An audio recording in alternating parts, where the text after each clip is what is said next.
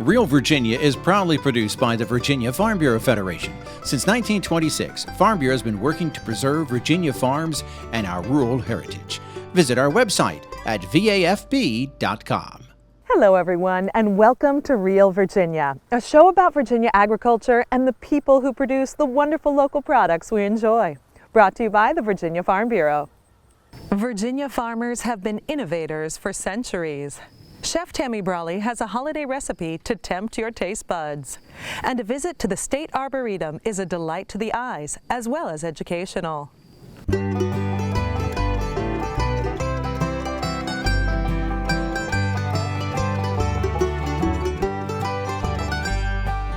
Home will always be Virginia, between the Blue Ridge and Chesapeake Bay, Atlantic to Appalachia, home in my heart always. Welcome back to Real Virginia, everyone. We're coming to you this week from Fresh Branch Farm in Chesterfield County. Farmers have been early adopters of new technology for centuries. BURKE MOELLER reports that tradition is continuing right here in Virginia. George Washington is known the world over as a revolutionary, but not everyone is familiar with the revolution he started in agriculture in the New World. He began as a tobacco farmer, but the taxes levied by the British on the tobacco trade in America drove the future father of our country into debt, so he switched to growing wheat. Within 5 years of starting the conversion from tobacco to wheat, he is out of debt. His wheat harvest has increased 24-fold, and now he's able to start buying up neighboring farms. So the 2,100 acres that he inherits will grow to 8,000. Washington's contribution to agriculture went beyond the shift from tobacco to wheat. He was one of the first colonial farmers to shift away from planting the same crop year after year. He reads about something called the Norfolk system. It was crop rotation coming out of England. It was a 3 to 4 year system. He realizes it's not going to work for him well here, so he develops a 7-year, 7-field system where rotating his crops is going to introduce nutrients back into the soil. It's going to change the demand that these different crops have on the soil. The soil gets healthier, his yield increases, and now it really allowed him the opportunity to start buying up neighboring farms. Murphy says before this change, the soil on those farms had been depleted of nutrients, making the land inexpensive. Once Washington implemented crop rotation on those lands, he was able to revitalize them and prosper. 300 years later, educators at Virginia Tech are taking Washington's revolutionary spirit and bringing new ideas and technology to keep agriculture a sustainable industry for generations to come. They showed off some of their new gadgets and processes at where else? George Washington's Mount Vernon in Northern Virginia. Robin White is with Virginia Tech's Center for Advanced Innovation in Agriculture and says the global population is expected to exceed 10 billion people by the end of this century. Those in agriculture need to find new ways to feed that many consumers. It's not the first time in human history that we've asked this question of how we're going to be able to feed our growing population. The first time we asked that question, the Industrial Revolution came along, and we had dramatic changes in the way that we used equipment in farming. The second time we asked this question as humans, the Green Revolution occurred, and we were able to harness new technologies to improve the productivity of crop production, both domestically and internationally. And right now, what we see is that we're in the middle of the data revolution. And what the data revolution allows us to do is collect information on a scale that previously we didn't think was possible. One new way of collecting data is by using drones. Some have thermal cameras to detect which areas need to be watered. Some drones have multispectral sensors that can detect specific parts of fields that have pests or disease, allowing a farmer to limit treatment to just the areas that need it. Hassan Syed Hassani is also an assistant professor with Virginia Tech.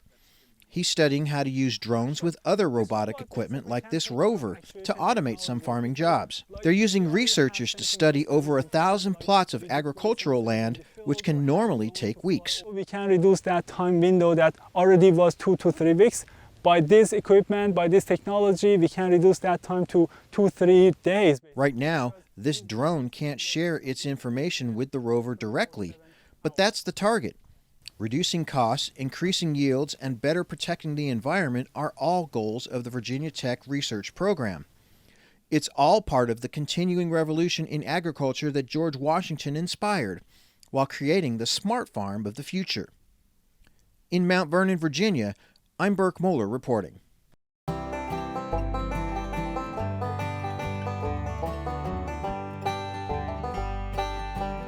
Drones, or unmanned aerial vehicles, have had military uses for decades.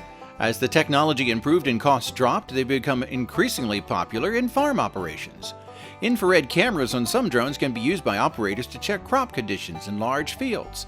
Other cameras can be used to measure the effectiveness of custom fertilizer applications. An operator can check daily for insect damage and other conditions. Even something as simple as checking on a herd of cattle from the air instead of in person can be helpful to a farmer pressed for time. Drones are fast becoming the second set of eyes and hands many farmers need. I'm Mark Viet. Coming up on In the Garden, I'm going to talk about native plants that provide fall and winter interest to your garden. Stay with us. We are stronger together, especially at this difficult time. For over 90 years, we've watched our membership grow, and we're honored to be part of such a special community. Thank you to the farmers who provide for us every day. Virginia Farm Bureau is proud to serve our members, their families, and to give back to our local communities. That's the Farm Bureau way. Your garden can be visually interesting and provide shelter for birds in the winter. Mark Viet has some examples of some great native plants in the garden.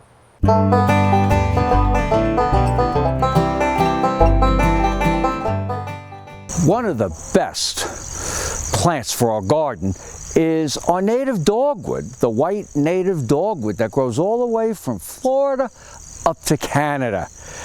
And this variety is perfect for birds. The woodpeckers, the mockingbirds, all of the birds feed on the fruit of this native dogwood. Now, some of the new dogwoods that we grow today have beautiful flowers, but they don't produce the fruit that this does. And right behind me, I've got the great, beautiful native winterberry. And there's some name varieties now, but if you're driving down the Blue Ridge Parkway, sometimes you'll see whole patches in the winter with beautiful red berries.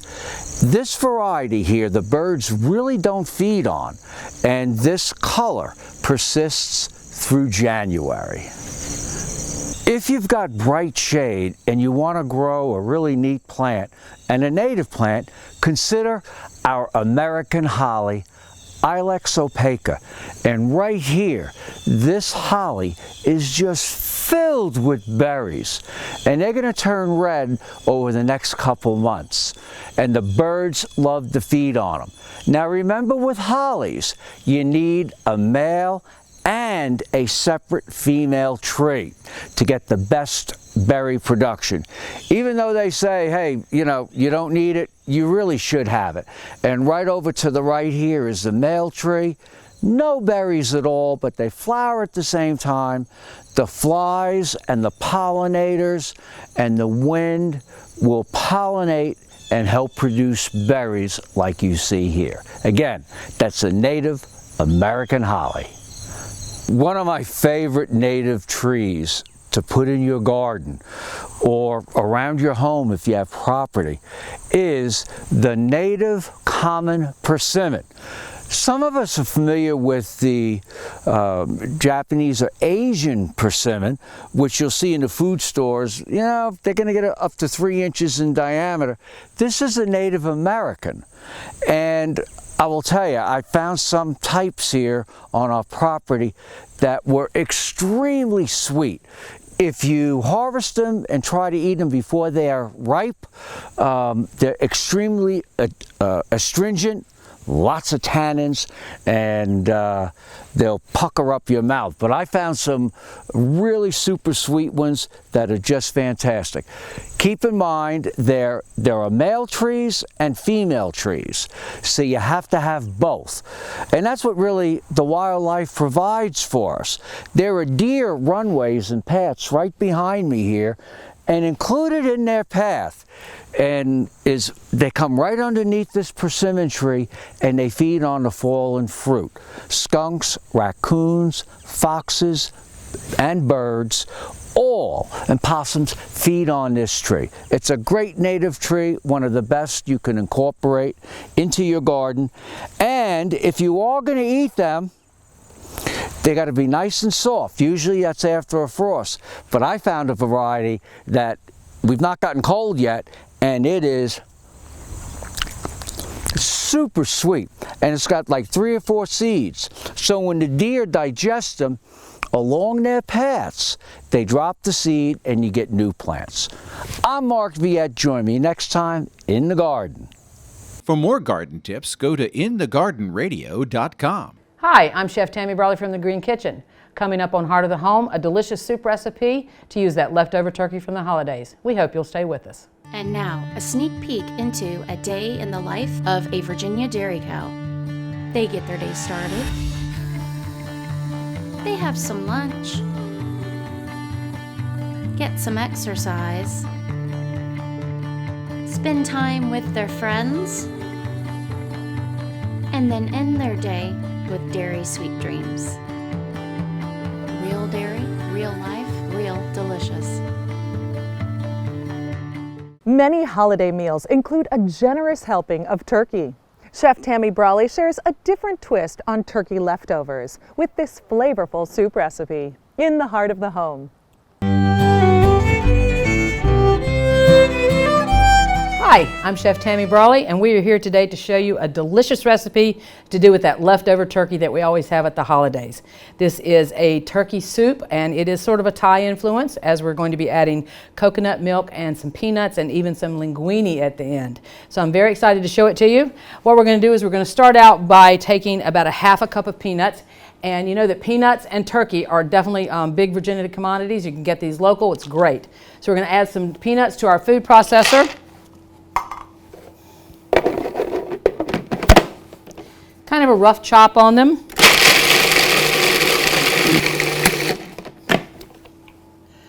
All right, we're going to add some of them back for a garnish at the end, but we're not going to use all of them for the garnish. Perfect. Back to our food processor bowl to where we're going to add the zest of 1 lemon. We're going to juice that lemon into the food processor.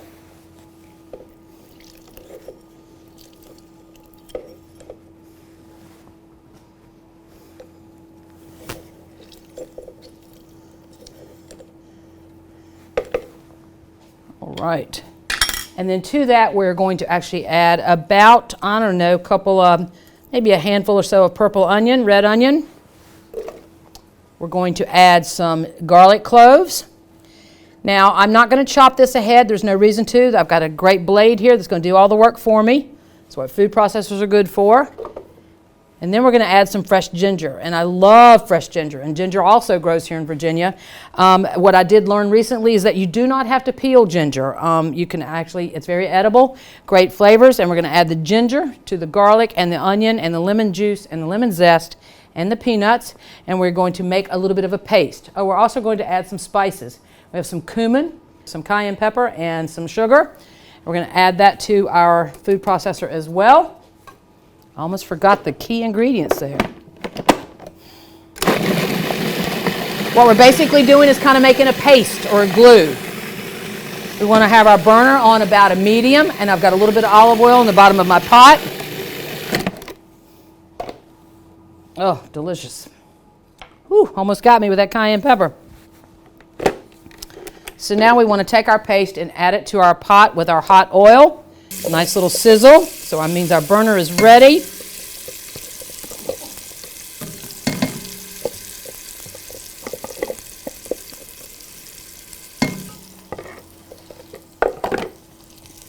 Now we just want to stir that around. It will start to stick, so you want to maintain a little bit of movement there. Developing a nice little flavor base for our soup. And now to here, we're going to add some stock. I suggest you make your own stock with your turkey carcass, but turkey stock is available. Chicken stock is sufficient as well. I'm going to turn my heat up just a little because I want it to start to boil, and then we're going to let it simmer for about 10 minutes or so.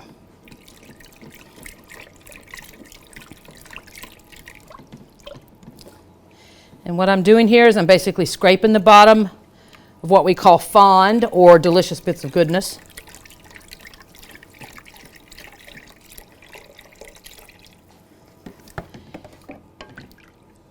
And to that, we're also going to add a can of coconut milk.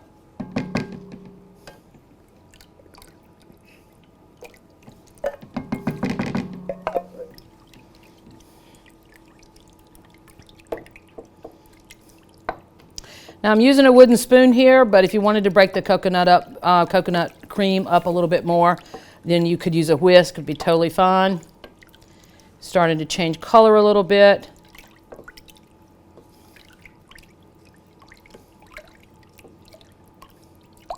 And we're going to let this boil for about 8 to 10 minutes. So our coconut milk, turkey stock, and our paste of garlic, ginger, and red onion and peanuts and lime juice and lime zest has come to a boil. And now we're going to add about 2 cups of leftover chopped smoked turkey.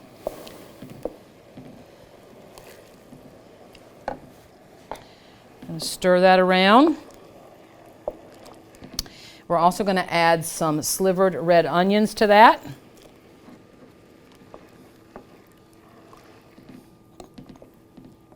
Wow, this smells so good.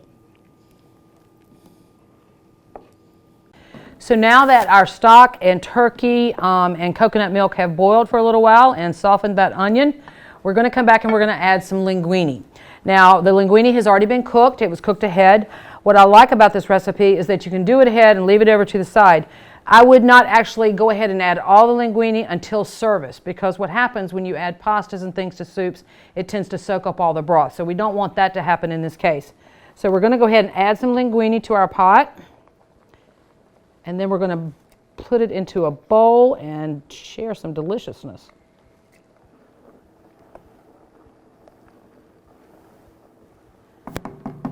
A little bit of lime juice. Again, stir that around. And now we're going to plate it.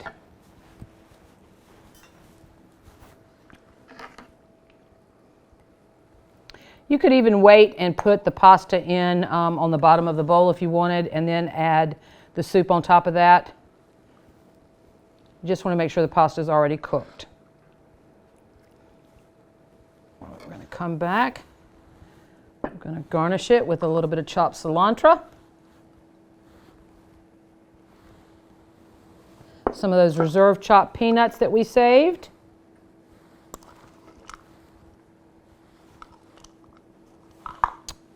And maybe a lime wedge on the side. And there you have it. Something to do with that delicious leftover turkey from the holidays. A little bit of coconut milk adds a little Thai influence. I'm Chef Tammy Brawley from the Green Kitchen. Join us next time on Heart of the Home.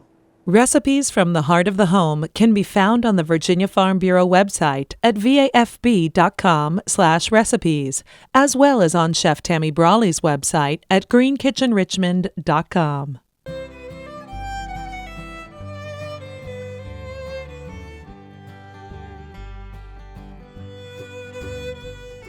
Virginia is the 6th largest turkey producing state in the nation and where the modern turkey industry got its start. More than 16 million turkeys are raised in the Old Dominion each year on 448 farms. Rockingham County, Virginia is where pioneering agriculture agent Charles Wampler Sr. demonstrated the efficiency of large-scale hatcheries and climate-controlled growing houses in the early 1900s. In the decades since then, turkey growers have adapted to a system where poultry companies own the birds and the growers raise them under contract. Today, there are 6 major turkey production companies in Virginia, mostly headquartered near Harrisonburg. Nestled in the upper corner of the state is a public institution that more people are discovering every year. Norm Hyde reports the State Arboretum in Clarke County has a mission to share its research and beauty with the public. The 700 acres of the Blandy Experimental Farm was donated to the University of Virginia by Graham Blandy in 1926. It became the State Arboretum of Virginia in 1986.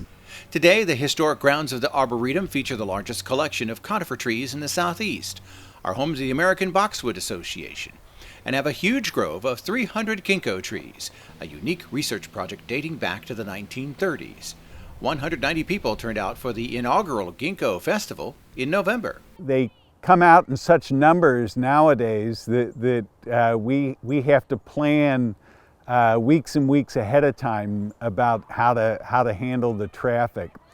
It's always been difficult to plan an event around the ginkgo color because predicting exactly when they're going to hit peak color is hard because it varies from year to year depending on what kind of weather we get in the fall. They were pretty green last weekend. We had Peter Crane, who's one of the world experts on ginkgo, give a presentation and people just loved it. By the way, the original ginkgo experiment was to determine what proportion of ginkgo seeds would mature into male or female trees, and it turns out the ratio is about 50-50. For decades, Blandy Experimental Farm was closed to the public, but in 1982 it was opened as a public garden by former director Dr. Ed Connor. The Arboretum was originally intended to be a farm where young men could learn about agriculture. Since Virginia's 2 land-grant universities already had that mission, the University of Virginia's Department of Biology hired the first director, Orland White, to head a plant genetics program instead. The Ginkgo Grove is just one of the many long-term research programs that he started. Nowadays, when you think of a plant geneticist, you probably think of somebody that works with DNA sequencing. But of course, in the 1920s, nobody knew that DNA was held the genetic code, but we did know that genes were located on chromosomes, and Orland White studied chromosomes. But in order to study chromosomes, he needed live plant material. And so he began to import plants from all over the world for his research collection. To me, one of the amazing things about Orland White was that if I were creating a research collection, it would probably look like an orchard with all the trees grown in nice straight lines. But instead, he landscaped the property with his research collection. And it's that research collection that we know today as the State Arboretum of Virginia. One unique aspect of the Arboretum is that it's open to visitors 365 days a year. They can stroll through hundreds of acres of tree plantings, visit some of the state's champion trees, or even take a slow drive through the main plantings. Undergraduate researchers from across the nation typically spend the summer at the Arboretum, studying everything from bumblebee foraging patterns to how plants evolve and respond to different soil environments. CARR says over the years their missions evolved from pure science to blending both their public outreach and research programs. In the summer, there are over 30 researchers who spend the summer up here, faculty from the University of Virginia, graduate students from the University of Virginia, undergraduates from all over the country, and faculty from the University of Virginia and other universities spend their summer doing research here. The Arboretum also hosts a number of summer camps where undergraduate students can get practical teaching experience. An important feature of that project is science communication. And so during the summer we run a summer camp for young kids. And all of our undergraduate students, everybody who is part of this REU program, Research Experience for Undergraduates program, does a presentation for the kids. They spend an entire day and they're challenged to think about their research project and figure out how it might relate to a little kid. And they spend the morning doing an activity with those kids that's related to their own research project. From the early plant material studies to today's park-like atmosphere, the State Arboretum offers a unique blend of research. Volunteers help tend many of the public spaces, while others raise funds for outreach and educational programs. There's even a horse trail, and leashed pets are welcome. It's definitely not your typical science lab.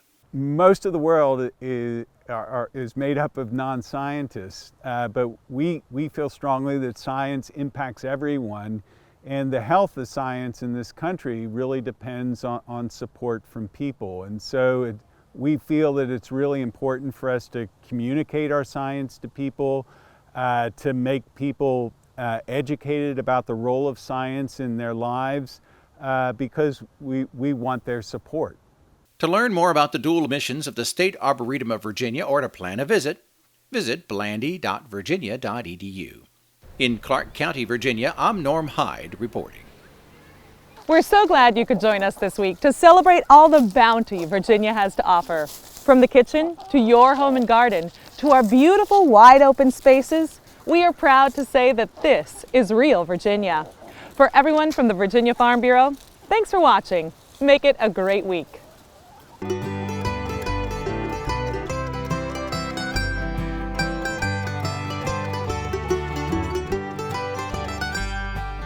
Home will always be Virginia, between the Blue Ridge and Chesapeake Bay, Atlantic to Appalachia, home in my heart always.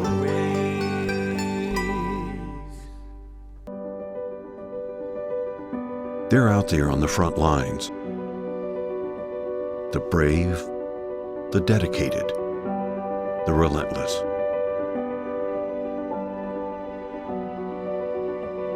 But there's another front line.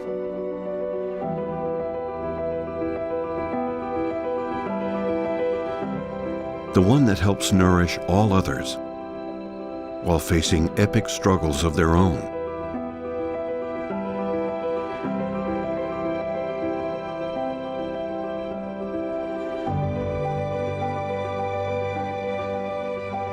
So in this season of uncertainty, a few things remain certain. The rain will fall, the sun will shine, and together we'll continue to grow.